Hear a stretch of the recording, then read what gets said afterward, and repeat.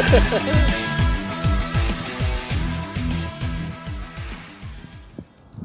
everybody, welcome back to Oregon Outdoors. In this episode we're going to be talking about plugs, crankbaits, how to use them, when to use them, what conditions of water to use them in, when you should use them around weeds, when you should not use them around weeds, which ones to use around weeds, etc. There are so many different types of crankbaits out there that it's hard for people to decipher which one they need for the application they're fishing for. So today we're going to go through that and hopefully answer some of these questions that people have been asking. We have 10 plugs that I brought that we're going to go ahead and try out today. Each one has a different function. Each one does something different. That's why I picked these specific 10, so I can try to describe to you guys how crankbaits work and what applications to use them for. Alright, so the first crankbait I want to talk about is the Silver Wee Wiggler by Brad's. This plug right here is, I'm going to say, a medium range diving crankbait. It's going to go down anywhere between 10 and 12 feet. Just depending on how fast you crank. I mean, if you're really hogging on that reel, you're going to hit 12 feet. You will hit 12 feet, but you're going to have a hard time getting any deeper than that. And if you do get any deeper than that, you're going to be cranking on that reel so hard that you're literally not going to catch any fish because your lure is going way too fast through the water. There's two different ways that you can fish this crankbait. You can bottom walk it, which I'm not going to get into. That'll be a whole nother video. Or you can, what I call, swimming above the weeds. I don't know what other term to call it. That's what I was doing with this today. Basically, what I was doing was cast out, let it hit the water, and then after all my ripples went away from the cast, I would start reeling in at a medium speed, okay? I don't like going too slow because I feel like you don't get as much good action. I don't feel like your rattles rattle hard enough when you're reeling slow with this. This is a medium reeling crankbait.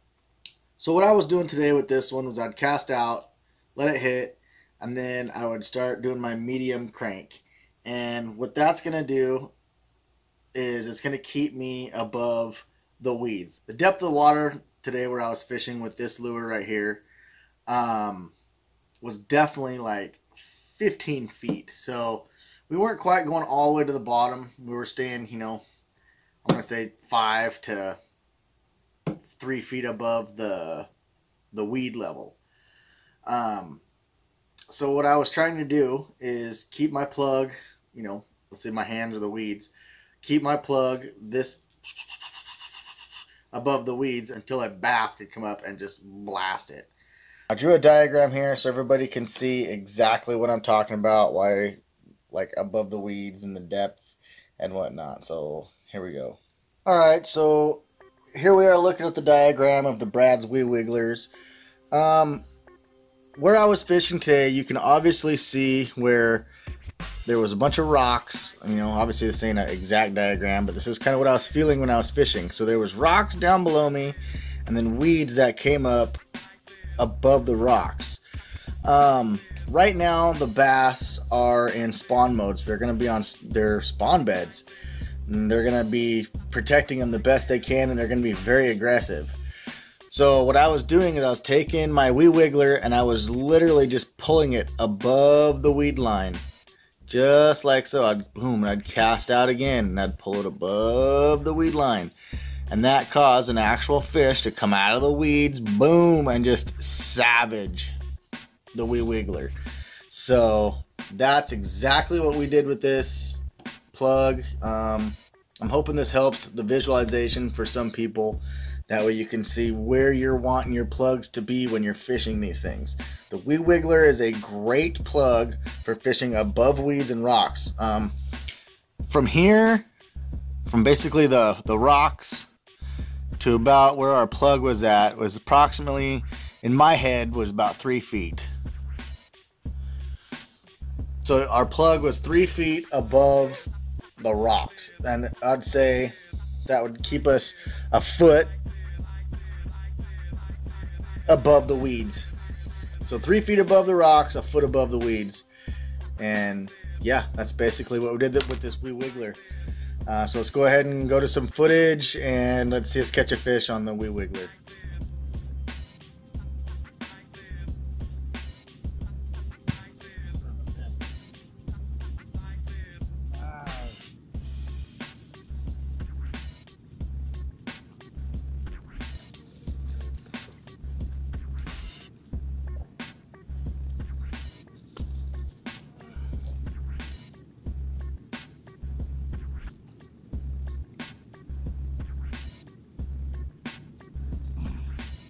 Nice.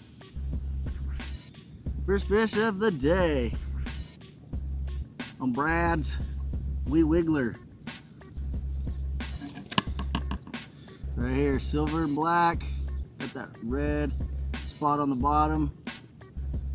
Awesome.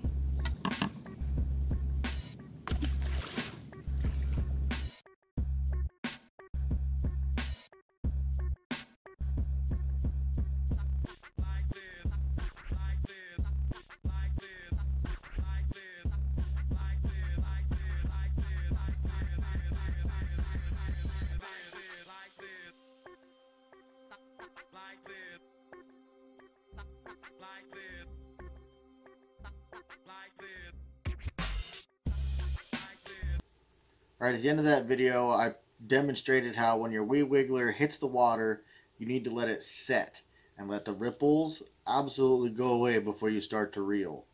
Then you start reeling and it starts digging in. I also showed you what it looks like when the wee wiggler is in the water and the action that it should have. If it doesn't have that action or something similar to that, then it's not correct. You need to look at the problem or possibly tune the bill. I'll talk about tuning in another video as well.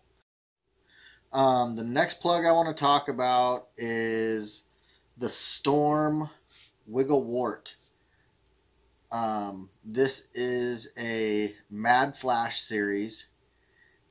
It's basically just like the Brad's Wiggler, only it's a different brand. This is made by Storm. It's also got rattlers in it. This one happens to be see-through, and it's their Mad Flash series. But if you look at the Wiggle Wart here and the Brad's wee wiggler, they are very similar. The Wiggle Wart is larger though. If you look in comparison, one is much larger than the other. So for a side-by-side comparison, you can see that the wee wiggler is very much smaller than the Storm Wiggle Wart. If we come over here and we look at the bills, they are very similar. They're both fairly long in length, showing that they are a mid-ranged diving plug. On the other hand, the Storm Wiggle Wart is heavier. So when you reel, it's gonna go deeper. So those are the two comparisons to these actual plugs. Other than that, they're very similar. The only difference is this is a Fire Tiger and that one's silver. Another thing I'd like to add about these two crankbaits in comparison is this one has a built-in swivel system compared to a little, I guess, snap swivel that they give you from the store, or I guess people buy them or whatever. Once these are done, a lot of guys hook direct to the metal loop here. I personally prefer the built-in swivel system. In my mind, they're bulletproof. I feel like they give your plug a lot better action in the water. So yeah, as in comparison, this is another thing to look for. Depending on the type of fishing that you like to do, once these are done, you can either direct hook up or run your built-in swivel.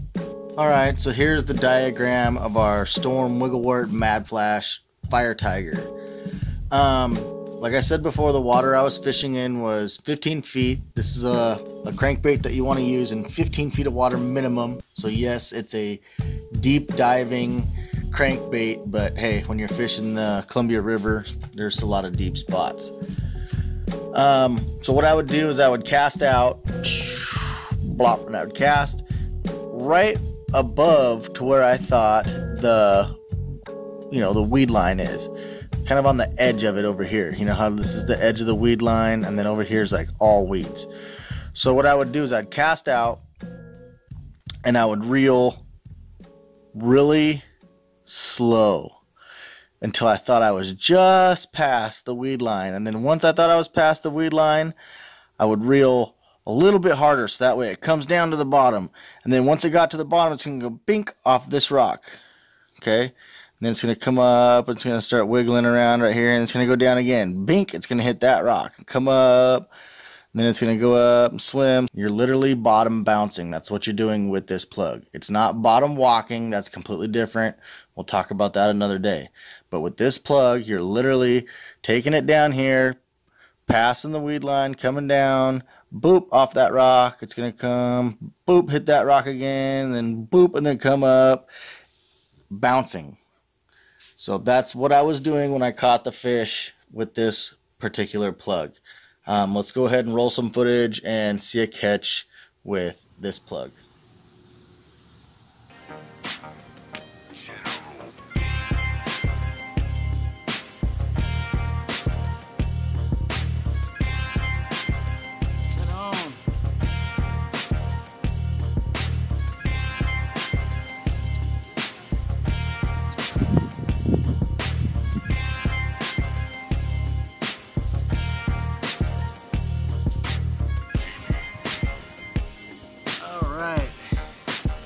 Here's fish number 2.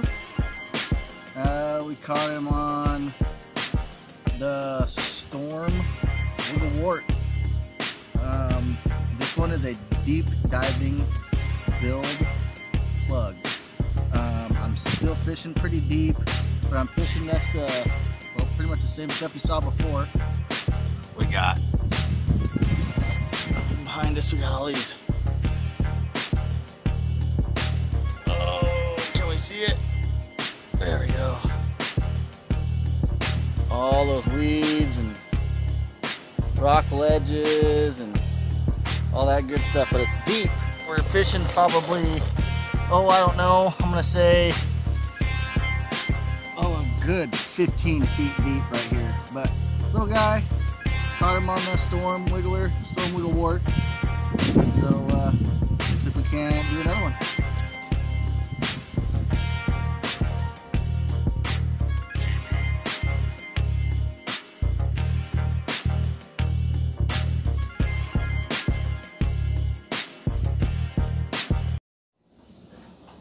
So after that fish, I went ahead and decided to move down the bank about another 100 yards just to get another angle at the water. After I moved down the bank, I realized that the terrain I was fishing was completely different now.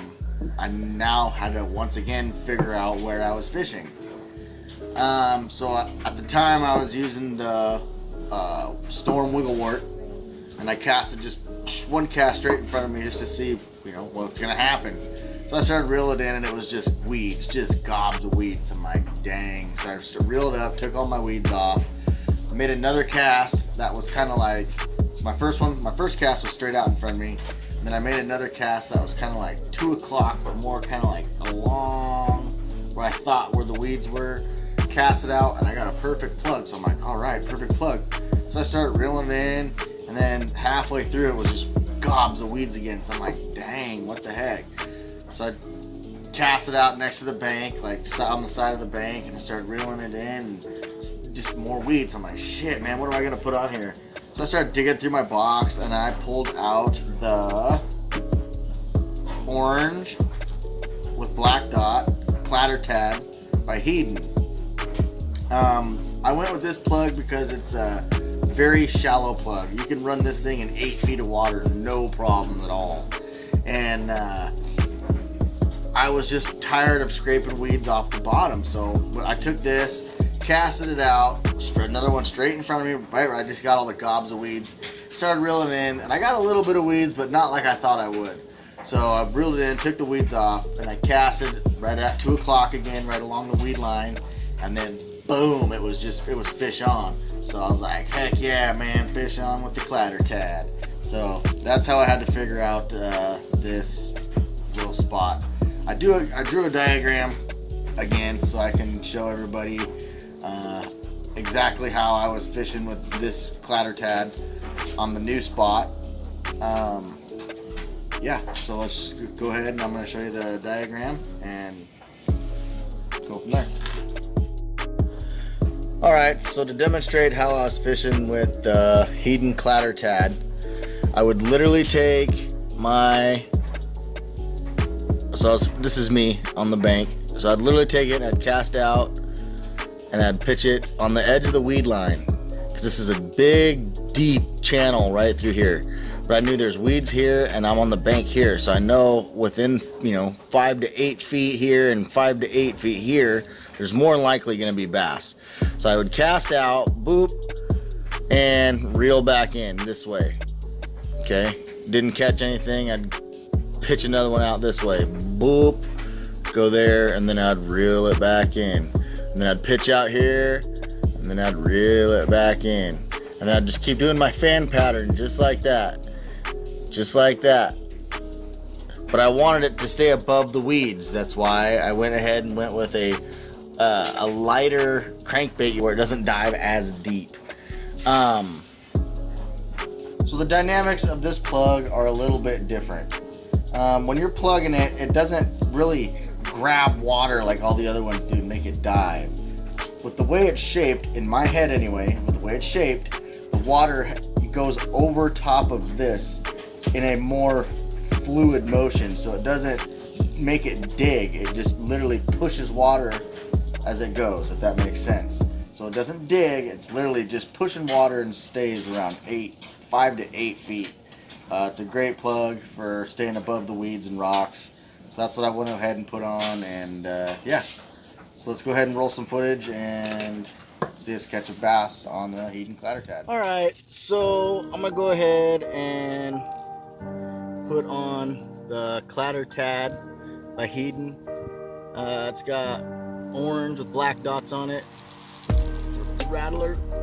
This one is more of a, I'm gonna say, to be honest with you, it looks like a deeper plug, but the way it works, underwater, it kind of pushes water, so when it's going, it pushes water up over this plug here, and it doesn't get the dive like all the other ones do. So it's more of a, I would say, a shallow to mid-range plug. So my goal here is what I'm gonna do. Like I said before, we're pitching in between a deep channel. So we got rocks, a deep channel, and then weeds. So with this guy, since it's kind of a shallow to mid-range, I'm gonna cast over the weeds and I'm gonna plug the other way, you get it, but I'm gonna plug over the weeds and then kind of stay above the deep end. So basically, I'm trying to coax the fish out of the weeds, and hopefully the bass can come up and just hammer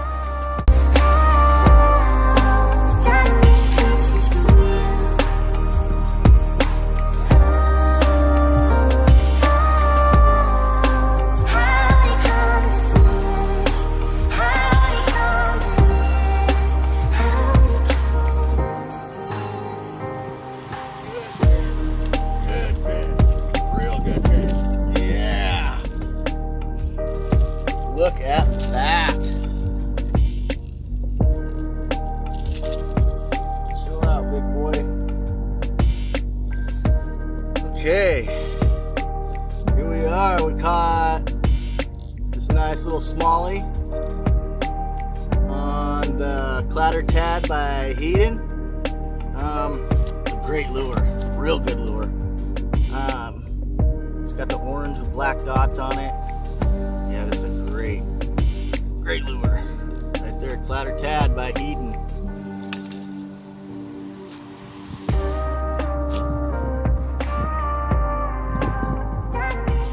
Good fish.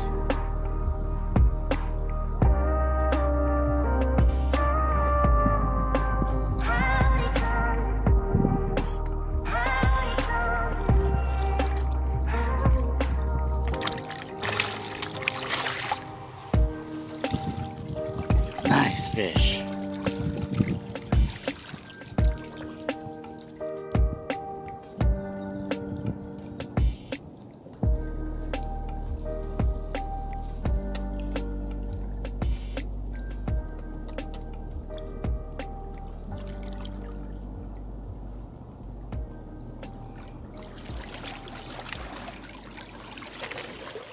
Okay, so these next 3 crankbaits were used in the exact same location as the clattertad.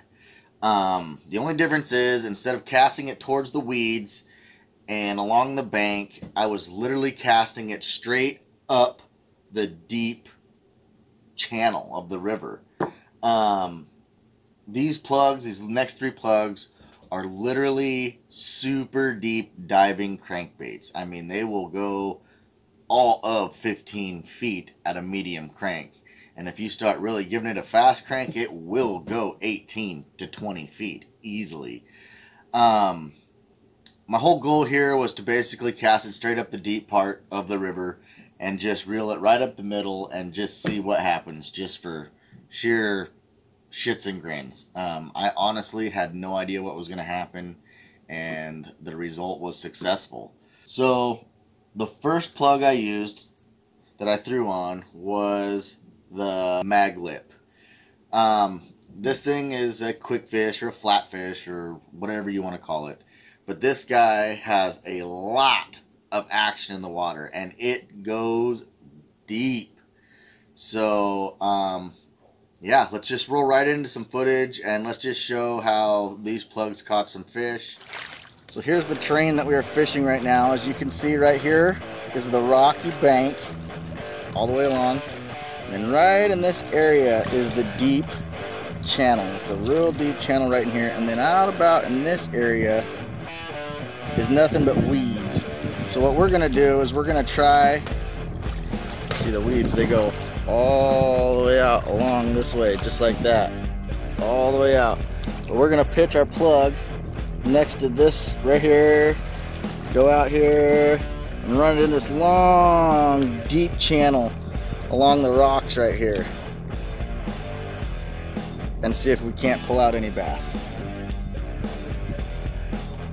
So now we're gonna go ahead and put on the mag lip quick fish or flat fish or whatever you want to call it.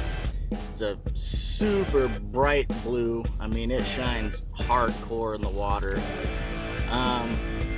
We're still here fishing in between that deep channel, you know, in between the rocks, the deep channel, and then the weeds.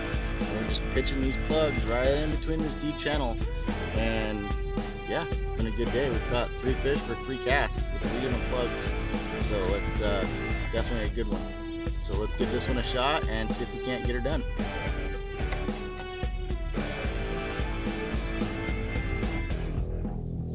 It's gone. It's gone.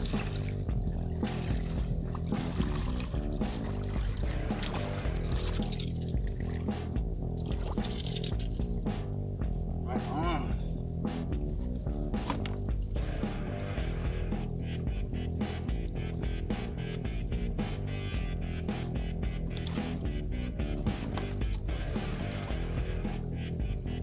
All right, here we are, still at the deep channel. Now we ended up putting on a quick fish, a mag lip quick fish, or flat fish, or whatever you want to call it. Ended up catching this little guy on it, and yeah, we'll put him back and see if we can't catch another one.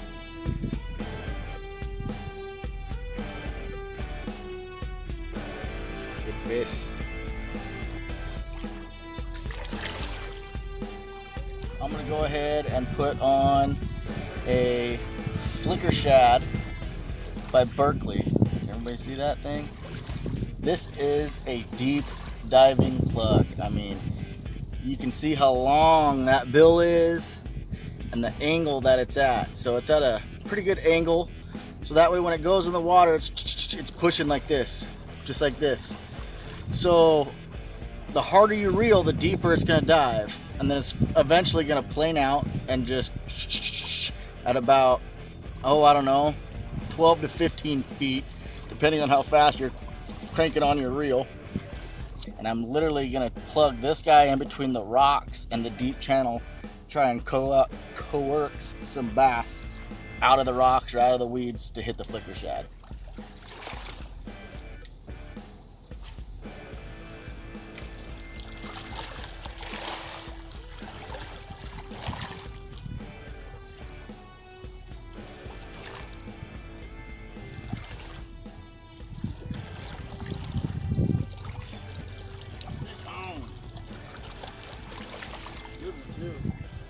Good fish. Good fish.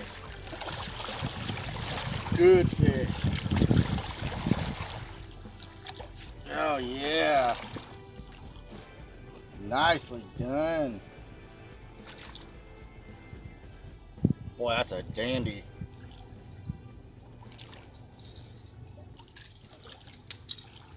Look at that smallie. That's a good one there.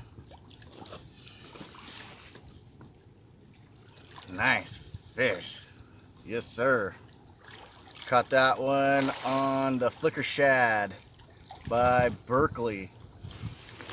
Great freaking fish.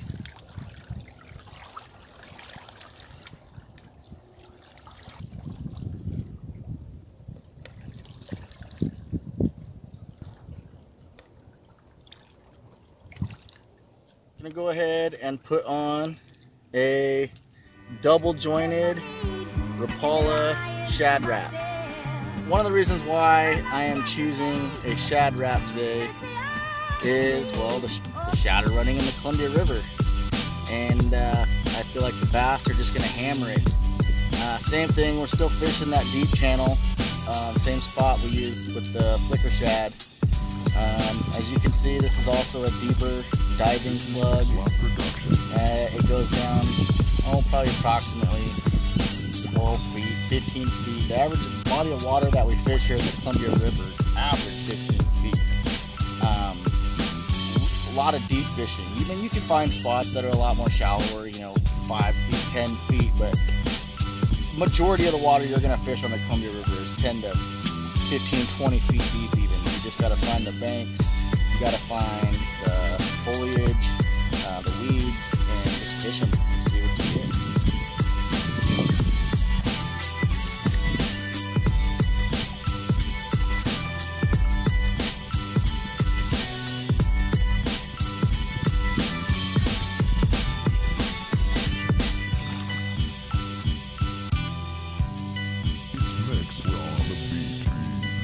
Fish on! Good fish! Good fish! Good fish! Real good fish! Alright. Here's another decent fish, man.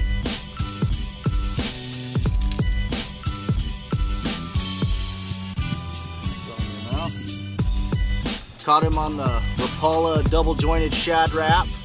Everybody can see. Yeah. Still fishing that same deep channel. Yeah, another good fish on the Columbia River with Rapala shad wrap.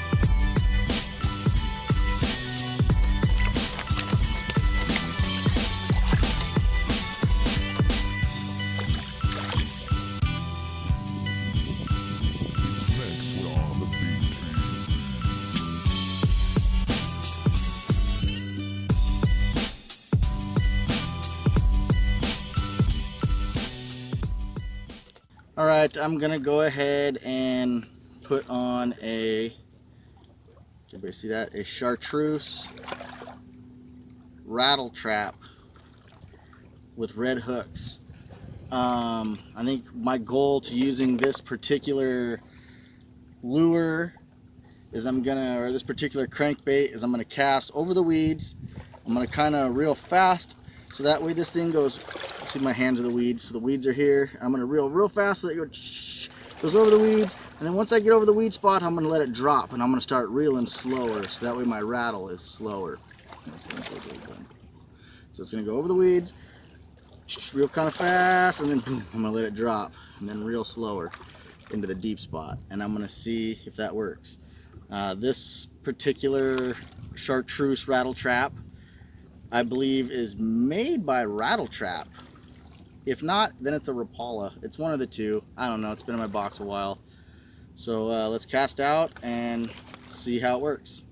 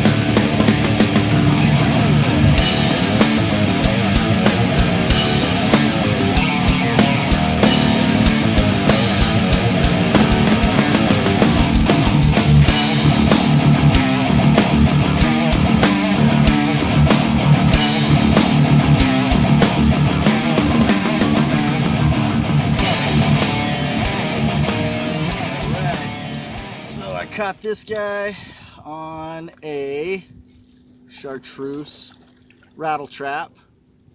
What I did with this lure is I literally have been pitching it over the weeds, reeling it kind of fast over top of the weeds, so that way it gets over the weeds, you know, gets over the top of the weeds, and then I start reeling slow, and it drops down, get to where it deep, and it starts going, and then it comes up when it gets up to my pole.